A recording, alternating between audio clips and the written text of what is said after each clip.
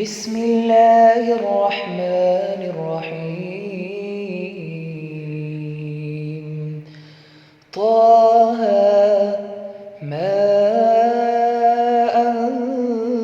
أنزلنا عليك القرآن لتشقى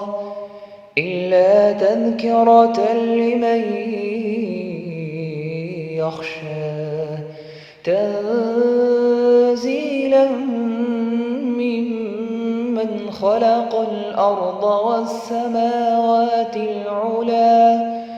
الرحمن على العرش استوى له ما في السماوات وما في الأرض وما بينهما وما تحت الثرى وإن تجهر بالقول فإنه يعلم السر وأخفى الله لا إله إلا هو له الأسماء الحسنى. وهل أتاك حديث موسى إذ رأى نارا فقال لأهلهم كثوا إني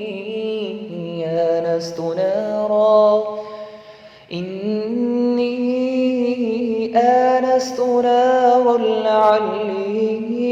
آتيكم منها بقبس أو أجد على النار هدى فلما أتاها نودي يا موسى إني أنا ربك فاخلع نعليك إنك بالوادي المقدس طوى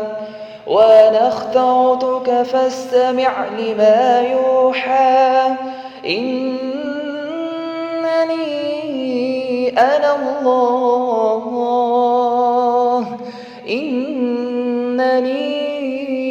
أنا الله لا إله إلا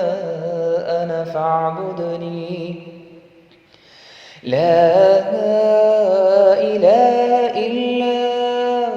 أنا فاعبدني وأقم الصلاة لذكري إن الساعة آتية أكاد أخفيها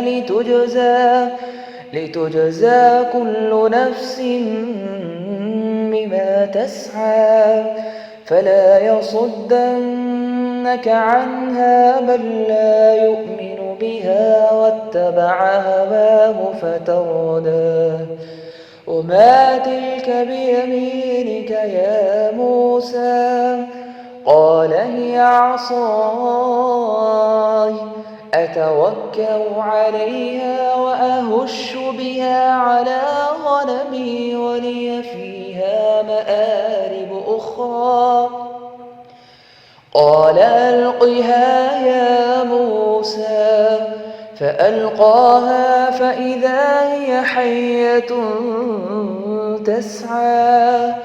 قال خذها ولا تخف سنعيدها سيرتها الأولى واضمم يدك إلى جناحك تخرج بيضاء من غير سوء آية أخرى لنريك من آياتنا الكبرى اذهب إلى فرعون إنه طغى